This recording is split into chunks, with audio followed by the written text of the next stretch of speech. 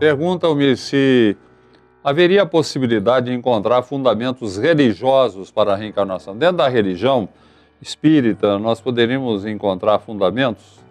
Bom, eu diria basicamente que os fundamentos religiosos do espiritismo e da nossa própria cultura ocidental está na Bíblia. Então, ali nós temos os fundamentos religiosos.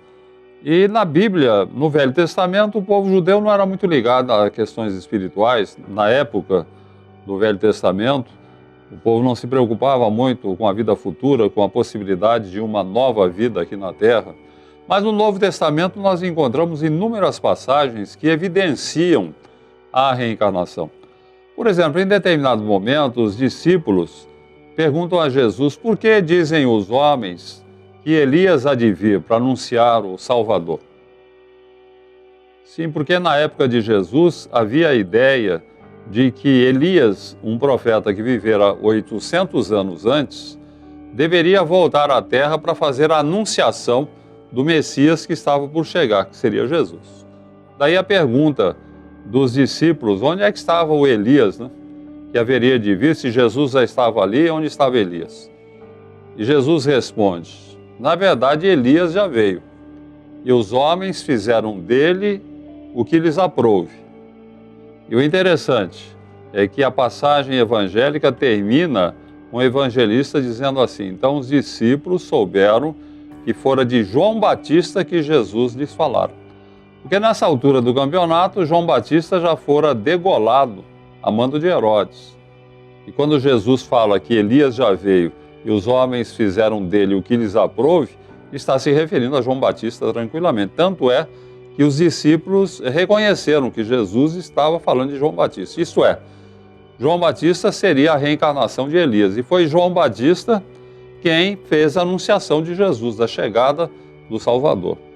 Uma outra passagem muito importante é aquela em que os discípulos, diante de um cego de nascença, ele nasceu cego, os discípulos perguntam a Jesus, mestre, quem pecou para que este homem nascesse cego? Foi ele ou foram seus pais?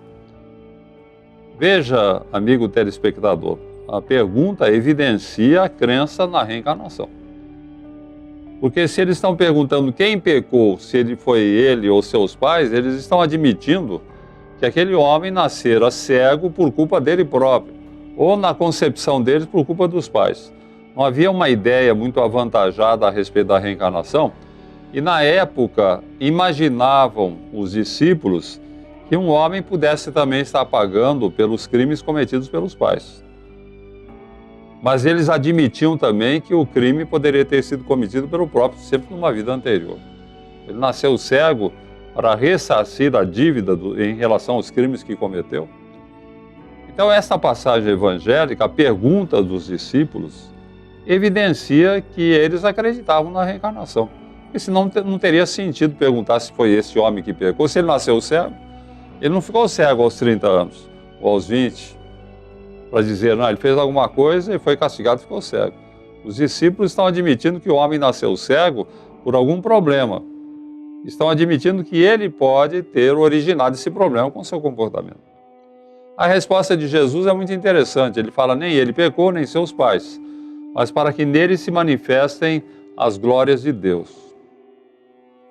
Jesus está fazendo referência à condição no espírito que ele pode reencarnar e assumir uma determinada postura, uma determinada situação, não simplesmente para pagar dívidas, mas porque ele entende que é importante em favor do seu processo evolutivo. Porque acreditar que o cidadão nasceu cego por circunstâncias fortuitas é negar a própria justiça divina, né? Por que o cidadão nasceu cego? Aquele cidadão, ele não tinha culpas do passado, mas ele entendia que aquela experiência como cego lhe seria interessante.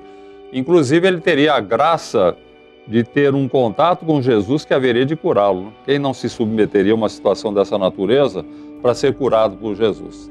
Então, essas duas passagens evangélicas, há várias outras, mas essas duas, elas caracterizam bem a ideia da reencarnação, que ela estava presente no seio da comunidade cristã.